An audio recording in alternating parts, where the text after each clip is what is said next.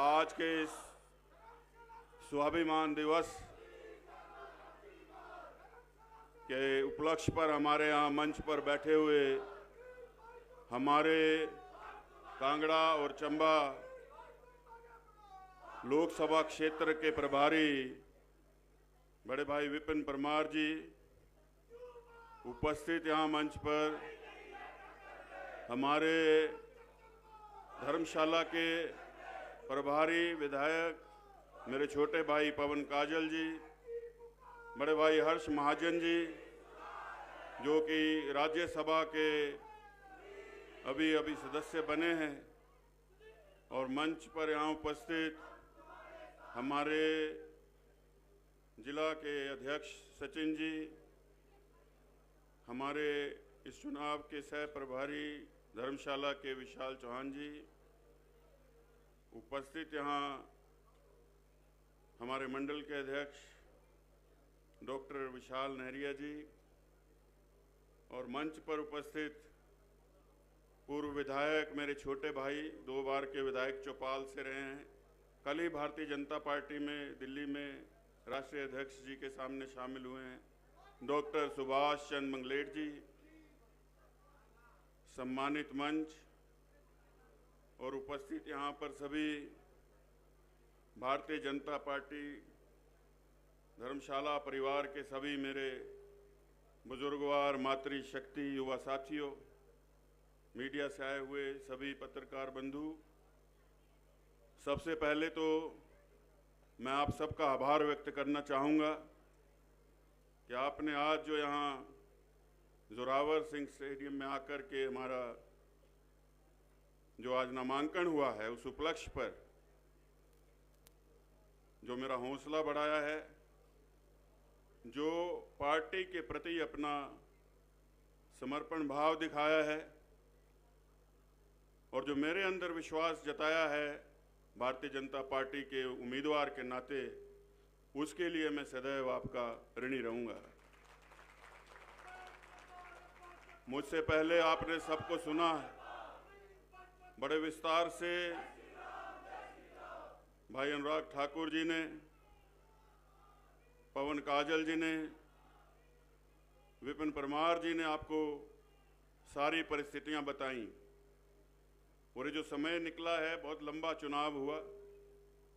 भाई हर्ष महाजन जी के जीतने के बाद जो है लंबा संघर्ष शुरू हुआ। ये जब जीत गए तो ऐसा सदमा सुखविंदर सिंह सुक्खू जी को लगा है, वो अभी तक उससे उबर नहीं पाए हैं।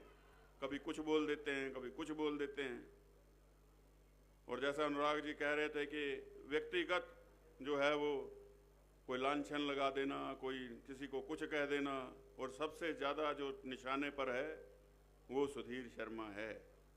तो ये हमारी जो लड़ाई हो रही है, ऐसा लगता है कि चुनाव हम सुखविंदर सिंह सुक्खू के साथ लड़ रहे हैं, उसके लिए तैयार रहना है। और आज जो आपका ये जोश हमने देखा है, ये जोश जो हमारा है, ये जो हमारा यहाँ पर जनसमूह है, मैं आप सबसे ये कहना चाहूँगा कि ये आज से लेकर के पहली तारीख तक इसको बरकरार रखना है। ये नहीं सोचना है कि बहुत बड़ी जनसभा हो गई, लोग खड़े रह गए, कुर्सियाँ नहीं थी। ये शुरुआत है, आज पहला दिन है, नामांकन हुआ है। पूरे होश और जोश के साथ जो है इस चुनाव को लड़ना है, सतर्क रहना है।